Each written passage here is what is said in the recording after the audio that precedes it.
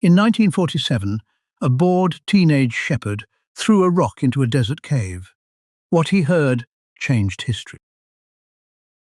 Instead of silence, he heard pottery shatter. Inside that dark cave sat clay jars sealed for nearly 2,000 years.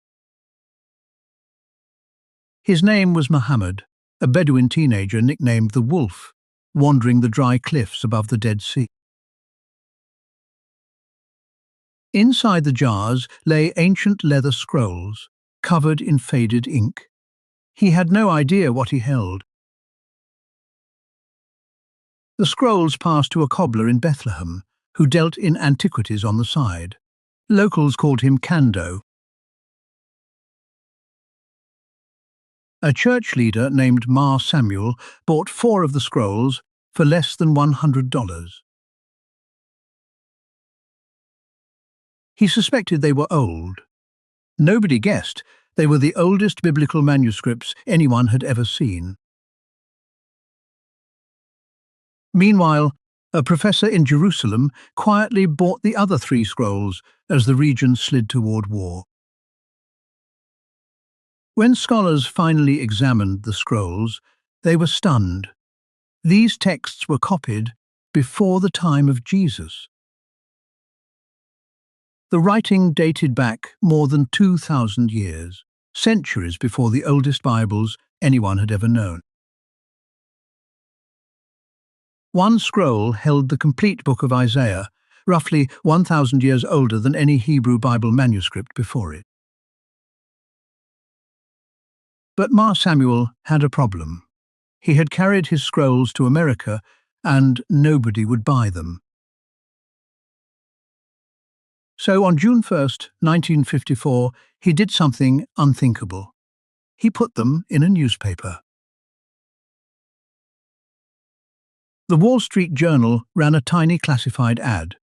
The 4 Dead Sea Scrolls, an ideal gift for an institution. It ran beside ordinary listings, one of the greatest treasures in history, buried in the classified section. An Israeli archaeologist named Yigael Yadin spotted the ad, but he knew he could not buy the scrolls openly. The seller might refuse him, so Yadin worked through middlemen, keeping the true buyer completely hidden. The 4 scrolls sold for $250,000. Today, scholars consider them absolutely priceless. The shepherd who found them received almost nothing. The scrolls got a shrine built just for them. It is called the Shrine of the Book in Jerusalem. Its white dome is shaped like a jar lid. And the story was only beginning. Searchers combed the cliffs and found 10 more caves holding texts. 11 caves in total, holding hundreds of manuscripts. A single cave held around 15,000 torn fragments. Piecing them together became the hardest jigsaw puzzle on Earth. Publishing everything took scholars several decades. The fragments contained every book of the Hebrew Bible except one.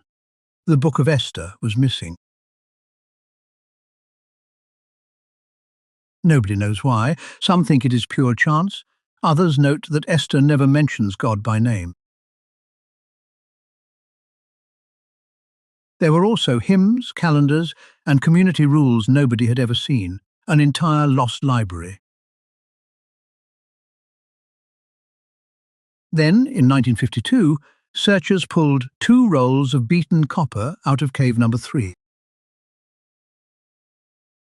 When scientists carefully sliced the corroded metal open, they found something astonishing inside: a treasure list. The copper scroll describes 64 hiding places said to hold enormous amounts of buried gold and silver. Treasure hunters have searched the desert for decades. Not a single one of those hoards has been found. Some believe it was the Jerusalem temple's wealth, hidden from an advancing Roman army. Others call it legend. Real or not, the copper scroll turned these ancient texts into an obsession, and obsession invites fraud. Mysterious new fragments began appearing on the market. Wealthy collectors paid millions. A famous Bible museum in Washington bought 16 fragments and displayed them proudly to the world. In 2020, experts delivered a brutal verdict. Every single one of those 16 fragments was fake. The genuine scrolls cost a rock throw. The fakes cost millions. The desert may still be hiding more.